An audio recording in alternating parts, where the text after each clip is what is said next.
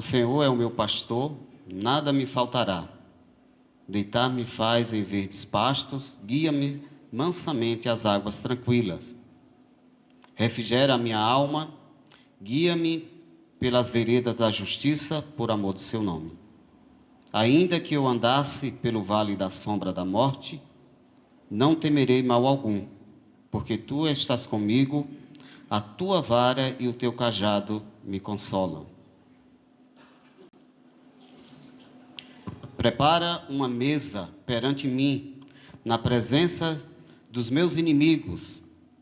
Unge minha cabeça com óleo e o meu cálice transborda. Certamente que a bondade e a misericórdia me seguirão todos os dias da minha vida e habitarei na casa do Senhor por longos dias. Amém? Eu quero, desde já, cumprimentar a igreja com a graça e a paz do nosso Senhor Jesus. Amém? Amém, irmãos? O Max ficou ansioso, não foi, Max? Quando ele chegou aqui, eu quero dizer para os irmãos que era para me trazer a palavra sábado e, de repente, o pastor Saulo estava aqui e eu cedi a palavra para ele. Porque foi assim que nós aprendemos, né? Os mais novos sempre cede a oportunidade para quem tem mais experiência, quem tem mais cabelo branco, de ensinar as pessoas mais novas. Nós aprendemos com a experiência das pessoas. E eu fui criado assim. Mas eu preparei a mensagem para sábado e eu esperava mais ou menos que ele estivesse aqui. Mas os irmãos acreditam que eu fiquei tão ansioso que me deu febre, mas só que, assim, uma sensação de febre, não deu febre, foi uma sensação de febre. E eu continuo ansioso, né? E se eu chegar já sou gago por natureza, se eu chegar a gaguejar aqui, os irmãos me perdoam, amém? Porque eu quero dizer para os irmãos, não é fácil você preparar uma mensagem, você fica ansioso antes, na hora e depois, graças a Deus, né, que eu passei a mensagem. Mas a preocupação nossa é porque é uma responsabilidade muito grande. É algo que você vai trazer aqui, que vai ser um investimento na vida dos irmãos. É um investimento para a eternidade, é algo de responsabilidade. E a gente começa a nos observar e perguntar: como é que eu estou? De que maneira, de que posição eu estou para levar a mensagem? Para ela causar efeito na mente e no coração dos irmãos. Porque é algo muito sério. Amém? Acredito eu que eu admiro muito a história de Davi, de onde ele saiu, aonde ele chegou. E eu acredito, a história diz que foi ele que escreveu esse salmo, o Salmo 23. E ele era um cara muito simples, era um pastor de ovelha, ele cuidava das ovelhas de seu pai, nem dele não era, de seu pai. Acredito que deveria ter algum no meio que era de seus irmãos. E a Bíblia diz que ele era músico, tocava harpa. E acredito eu que na sua simplicidade ele começou a observar o cuidado do pastor com o seu rebanho, com as ovelhas. E a gente começa a observar o cuidado dos pastores até nos dias de hoje, ali no Oriente Médio, e a gente percebe que eles têm um cuidado assim fora do comum. Leva as suas ovelhas aonde possa encontrar pasto, num deserto tremendo, onde eles possam ao meio-dia saciar a sede do rebanho. E eles têm um cuidado tremendo com o seu rebanho. E Davi começou a observar isso na vida dele e na vida dos outros pastores também. acredito eu que ele tinha alguns colegas que também era pastor. E ele começou a observar ali, por ele ser um rapaz muito fiel ao Senhor, desde de criança, ele começou a compor, e acredito eu, dedilhar na harpa, porque nada mais é uma canção. E ele começou a cantar: o Senhor é o meu pastor, e nada me faltará. E ele começou a cantar essa linda música. Glória a Deus por isso. Serviu muito para que as pessoas meditassem e viessem a refletir naqueles dias, nos dias atuais de Davi. Serviu também depois da sua morte e está servindo para cada um de nós nos dias de hoje. Está servindo para a igreja de Jesus nos dias de hoje. E eu quero dizer para a igreja: quantas e quantas pessoas não se rendem aos pés de Cristo através do que Davi deixou escrito, esse legado que ele deixou. Mas tudo sabemos que ele foi usado pelo Espírito de Deus. Era um moço cheio do seu Espírito, do Espírito do nosso Deus. Sabemos disso. E de onde ele saiu, para onde ele foi e aonde ele chegou. De pastor de ovelhas, ele derrotou o gigante que era um problema gigantesco na vida do seu povo, na vida de uma nação. Ele derrotou esse gigante. E a Bíblia conta que não foi ele, mas tinha mais 4, no caso seria 5 gigantes. E dali, Davi começou a ter fama e chegou ao reinado. Mas antes, Deus já havia prometido para ele que Deus ia entregar nas suas mãos o reinado de Israel. E eu quero dizer para os irmãos que eu tirei desse salmo 7 partes. Porém, tem muitas partes, tem muitas lições aqui. A gente pode buscar muita coisa boa, tirar muita coisa boa desse salmo. Primeira parte, está escrito: o Senhor é o meu pastor. Escute. Mediante uma metáfora frequentemente empregada no Antigo Testamento, Deus é comparado aqui a um pastor, ilustrando isso ao seu grande amor pelo seu povo. O próprio Jesus empregou a mesma metáfora para expressar seu relacionamento com os seus discípulos, com as pessoas que estavam em volta de Jesus. Jesus mostrou isso, passou esse amor, a mesma coisa que o pastor tinha pelas suas ovelhas, ele começou a comparar, para que o povo compreendesse, para que o povo passasse a conhecer melhor e observar o amor de Deus para com o homem, principalmente para aquele povo ali que se chama o povo de Israel. Grande foi o amor de Deus para com aquele povo. O Senhor é o meu pastor. Primeira parte.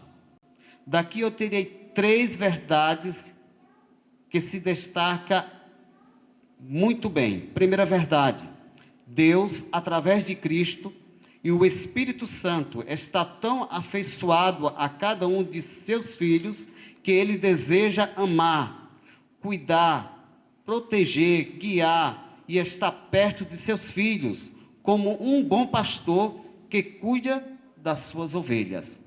Essa é a primeira verdade dessa primeira parte. O Senhor é o meu pastor. Porém, tem muitas verdades aqui, tem muitas lições que podemos tirar. É como se fosse uma mina de ouro. Quanto mais que você cava, você encontra. Um salmo muito profundo. Segunda verdade: os crentes em Jesus são as ovelhas do Senhor. Pertencemos a Ele e somos alvo especial do seu amor e atenção. Embora todos nós andamos desgarrados como ovelhas, o Senhor nos redimiu com o seu sangue derramado lá na cruz do Calvário. E agora somos dele, propriedade exclusiva dele. Acredite nisso. Você não pertence a ninguém a não ser de Jesus. Você se rendeu aos pés dele? Se rendeu? Então ele te comprou com preço, sangue. Não foi com preço de dólar, de ouro, de prata, de euro, de maneira alguma. Foi a preço de sangue. Ele derramou seu sangue na cruz do Calvário. E cada gota de sangue representava eu, você, representava todo o globo terrestre. Apesar de só a igreja que reconhece isso. As pessoas que ainda não se chegaram a Jesus é porque ainda não reconheceram o verdadeiro valor que foi derramado lá na cruz do Calvário. Terceira verdade: nós somos suas ovelhas.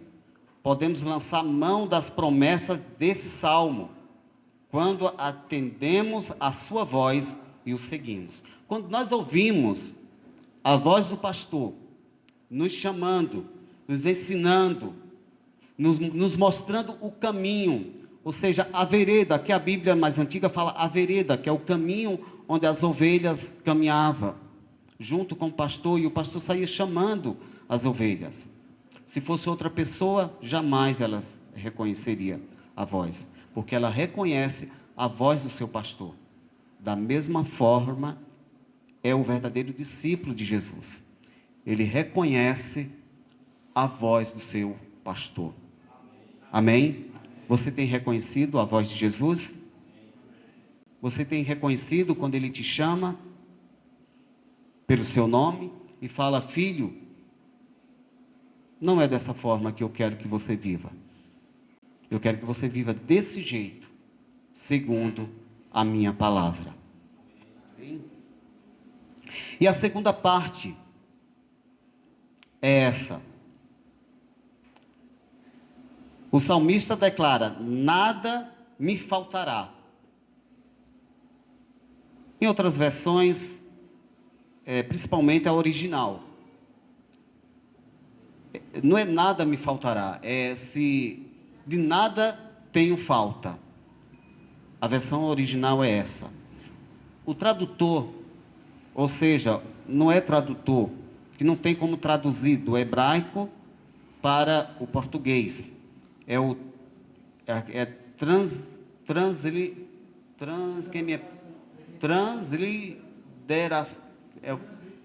Transliteração, isso mesmo, não é tradução. E o que é isso? Ele pega a palavra e dá sentido no português para que eu e você pudesse compreender. Então, no original está assim: o Senhor é meu pastor e de nada tenho falta. Às vezes está faltando tudo nas nossas vidas, mas quando nós temos Jesus, isso não nos abala, não nos preocupa, porque Ele vai suprir as nossas necessidades. Eu creio dessa forma. Amém? Daqui nós podemos tirar mais 3 verdades dessa segunda parte: de nada tenho falta. Primeira parte, ou primeira verdade: isso significa que Ele não me faltará mesmo nas aflições da vida. Ele me suprirá em tempos difíceis. Segunda verdade, significa que me contentarei com a provisão e o cuidado do bom pastor, porque confio no seu amor e cuidado. Terceira e última parte: Significa, o Senhor é o meu pastor e de nada terei falta. Foi o que eu expliquei no início. Vamos para a segunda parte desse salmo. Deitar-me faz em verdes pastos, guia-me mansamente a águas tranquilas. 3 verdades nós podemos tirar daqui dessa parte. Qual foi a primeira parte que eu tirei? Ou a primeira verdade que eu tirei? É porque o Senhor Jesus, o verdadeiro pastor, está presente e perto de mim.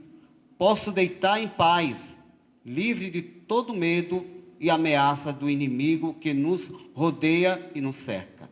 Quando nós confiamos no Senhor Jesus, quando nós temos essa confiança nele, nós podemos deitar em paz, repousar seguro, e nós não vamos temer ao inimigo que nos cerca. Eu quero dizer para os irmãos, fazendo pegando um gancho aqui, eu quero dizer para os irmãos que a igreja brasileira, ela precisa orar, e orar muito. É como Marquinhos falou, nós estamos vivendo nos finais dos tempos. Eu não sei se eu cheguei a postar um áudio de um pastor da Assembleia de Deus, lá do Ceará, não lembro no momento a cidade. E esse pastor é um pastor presidente, porém de um campo gigantesco, ele toma conta de várias igrejas. E por esses dias ele sofreu um atentado do PCC, por causa de política. Meus irmãos, eu quero dizer para vocês, vamos orar, porque a igreja pode sofrer uma grande perseguição. Vamos orar, não é brincadeira. Vamos orar, porque assim foi prometido. A promessa de Deus foi feita, que nos finais dos tempos haverá grande perseguição. Mas a sua igreja, a igreja atual, ela simplesmente pode retardar essa promessa. Ela pode orar, ela pode pedir para que Deus retarde essa promessa. Ela vai vir, de todo jeito vai vir, porque foi promessa de Deus. Mas a igreja pode, Senhor, deixa mais para frente. E eu tenho certeza que Deus dá marcha ré. Que Deus tenha misericórdia do nosso Brasil. Que Deus tenha misericórdia dos governantes. Que Deus tenha misericórdia dessas pessoas que pensam mal da igreja. A igreja só quer o bem. Ai do Brasil, se não fosse a igreja brasileira. Já pensou se não existisse a igreja cristã aqui no nosso país, como seria? Você já parou para imaginar? Então nós queremos convidar você para orar mais, apresentar mais o nosso país. Apresente o nosso país, para que eu e você não venha sofrer danos amanhã. Aqui está dado o alerta. E segunda verdade, posso descansar na palavra de Jesus, que são indispensáveis para mim.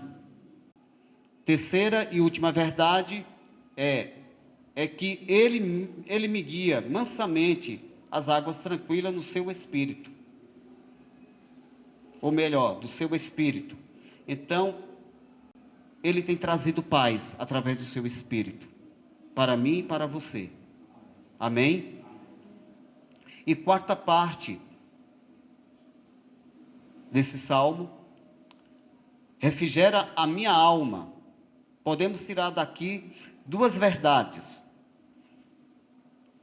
A primeira verdade, quando fico desanimado ou perturbado por causa dos ataques que sofremos diariamente, o bom pastor reaviva e revigora a minha alma mediante o seu poder e graça. Amém? Você crê nisso? Amém, irmãos? E segunda verdade, E a segunda verdade e última é esta: através do seu Espírito, correspondo obedecendo, sigo o pastor, ouvindo a sua voz, não seguindo a voz de estranhos. Quem se rende a Jesus, ele toma uma intimidade tão grande com o verdadeiro pastor, que jamais ele escuta a voz de estranho. É como eu acabei de falar. A ovelha, quando está no deserto, e sendo criada por aquele pastor desde de pequena, ela não escuta a voz de outro pastor ou de outra pessoa, porque ela tem costume de ouvir a voz do seu pastor. Que assim seja eu e você. Cuidado para não dar a voz estranha, a voz de estranhos, a voz de pessoas que chegam para pregar um evangelho diferente do que está na Bíblia. Tenha cuidado. Quinta parte: ainda que eu andasse pelo vale da sombra da morte, não temerei mal algum, porque tu estás comigo, a tua vara e o teu cajado me consolam. Daqui podemos tirar mais duas verdades. Primeira verdade desse versículo aqui: aquele que é verdadeiro discípulo, em tempos de perigo, dificuldade e de mesmo da morte, não teme o mal ou perigo. Por quê? Porque em todas as situações da vida, ele sabe que o Senhor está ali protegendo e cuidando da vida dele. Quando o verdadeiro discípulo, ele está ali aprendendo e amando, e ouvindo a voz do pastor, ouvindo os seus ensinamentos, e passando adiante, nem mesmo diante da morte, ou passando pelo vale da morte, ele não teme o perigo, porque ele sabe que o verdadeiro pastor está cuidando dele. Amém? E a segunda verdade é: a vara e o cajado de Deus nos dão certeza do seu amor e orientação em nossa vida e nossa caminhada. É muito interessante que o pastor de ovelha, ele anda com uma vara e um cajado. Segundo os historiadores falam que aquela vara é para bater de lado nas ovelhas quando alguma quer se desviar do caminho. E o cajado serve, que ele tem uma ponta, que é uma interrogação, serve para resgatar alguma ovelha quando ela cai num penhasco, ou quando o pastor não pode ir até lá, ele leva o cajado e com aquela ponta que é encurvada, ele resgata a sua ovelha pelo pescoço. E naquela parte ali também, os historiadores contam que existe uma lança. Ele desloca aquela parte de cima e serve para proteger as ovelhas de predadores. Então, o pastor, ele está bem armado para proteger as suas ovelhas. Da mesma forma é o nosso Deus. Ele está bem armado para proteger o seu povo, que é eu e você, que somos propriedade exclusiva dele. Sexta parte, está escrito aqui no Salmo, ou no verso 5, prepara-me uma mesa perante mim, na presença dos meus inimigos, unge minha cabeça com óleo, e o meu cálice transborda. E eu comecei a pesquisar, prepara uma mesa para mim, diante dos meus inimigos. Sabe por quê, irmãos? Porque Deus está de olho no pecador. Só que até então ele só tem compromisso com você, porque você deu esse primeiro passo. você se rendeu a Ele, você se tornou propriedade dele. As pessoas que estão lá fora não é propriedade do Pai, porque eles não quiseram. Eles não quiseram ser propriedade. Não foram, não abriram o coração para ser tocado pelo seu Espírito. Por isso, o próprio Deus prepara uma mesa diante das pessoas para você. As pessoas passam e vê você com aquele banquete e não sabe por quê, porque fulano anda sorridente, ele é abençoado de uma forma que a gente não podemos compreender e não vai compreender nunca, porque é teu Pai que está te abençoando, é teu Pai que está preparando essa mesa. Mas a Bíblia também diz, né, que Ele unge a nossa cabeça com óleo. E eu comecei a pesquisar o porquê. Porque o salmista, ele escreveu essas coisas. E eu acabei descobrindo que no meio do rebanho existe aquelas ovelhas, ou carneiro, ovelhas e carneiros, não é isso? E tem uns que é mais briguentos.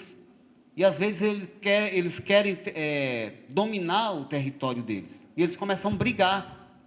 E o salmista, ele observou isso, o que os pastores faziam. Os pastores pegavam o óleo de azeite e colocavam sobre a cabeça daquela ovelha briguenta. Porque quando elas começassem a brigar, eles batiam de frente e não se machucava, escorregava. Também tem outra, que é até engraçado para nós no século 21, tem outra curiosidade, que os historiadores contam que naquela época não era um costume das pessoas tomar banho diariamente. E eles andavam quilômetros e não costumavam tomar banho. E quando eles chegavam na casa das pessoas, dos hóspedes, pois era muito difícil o hotel naquela época, era por obrigação a pessoa que estava recebendo aquela pessoa ia ungir. Ele pegava o óleo, o azeite perfumado e derramava sobre a cabeça daquela pessoa. Eu acredito que seja para dar uma amenizada no cheiro. Acredito que seja. E recebia aquela pessoa. E é uma curiosidade engraçada, né? Mas era muito importante para eles naquela época. Então, a gente acha estranho, mas é porque nós vivemos no século 21, né? Uma cultura totalmente diferente. Totalmente diferente. Essa é as duas curiosidades desse versículo 5.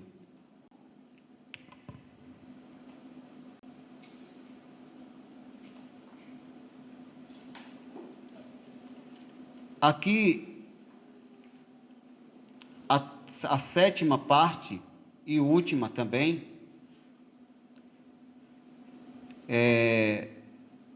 diz assim: certamente que a bondade e a misericórdia me seguirão todos os dias da minha vida, e habitarei na casa do Senhor por longos dias, ou para sempre. Daqui nós podemos tirar duas verdades. A misericórdia, a primeira verdade a misericórdia refere-se ao fiel amor de Deus para comigo e com você.